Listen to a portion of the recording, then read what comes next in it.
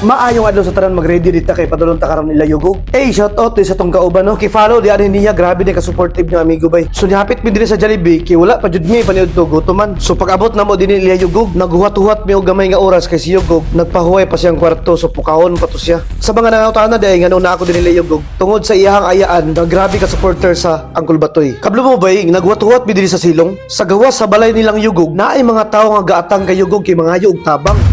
Para sa kuha, tagaan na tugpis ang tag-iya sa balaybay. Na-feel po na ako si Gugmay nga ako gani nga gamay akong follower. As a vlogger nga gatabang ko sa mga tao. Daghan kay gapanawag na ako, gapangayo og tabang. Unsa na lang ka ni kang yugog.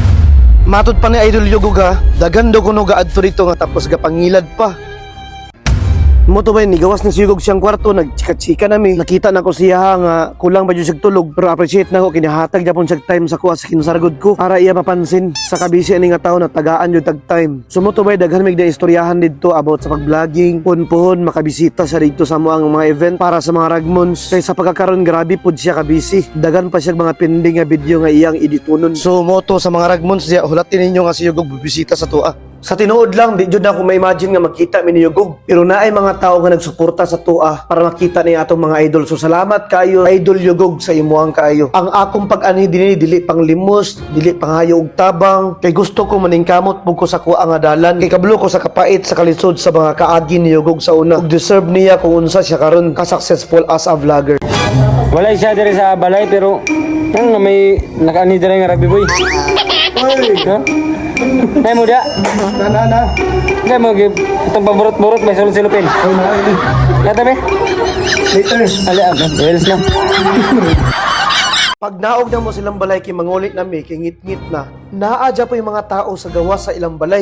Kabalo bito mo sa mga tao nga nagaanhi, dili jud ni hospital ang ilahang balay. Si Yugog dili ni siya politiko, dili ni siya kagawa, dili ni siya presidente para maduolan ninyo diretso para sa inyong nana. Dili biya tanan panahon ang tao na ikwarta. Ni siya naningkamot pud ni siya para sa iyang pamilya, tanawan niya. Ang nakasulat dinhi kung naglisod mo, labaw nako. Naapod ko yung mga kaliwat nga wala nako matabangan. Pagawas na ako sa balay nilang Yugog, imbis mulakaw nako, naay managtiayon din nga gidala nila ilang anak. Dili ko sure kung bago pa rin silang abot kay wala man jud sila mapansin sa gawas. Kay maulagi dagan gaduol din nga mangingilad. Giprangkahan ako sa diretso nga kini nga balay dili ni ospital. Kung gusto mo matambalan yung anak, kontaka ko ninyo. Kay magkita ta ugma sa Uwa Alobihin Hospital kay dito ko nagtrabaho. Pagkaugma niabot sila din sa Uwa Alobihin Hospital. Nanghit sa pud sila kay wala jud sila bisag piso. Ay, amo tulog.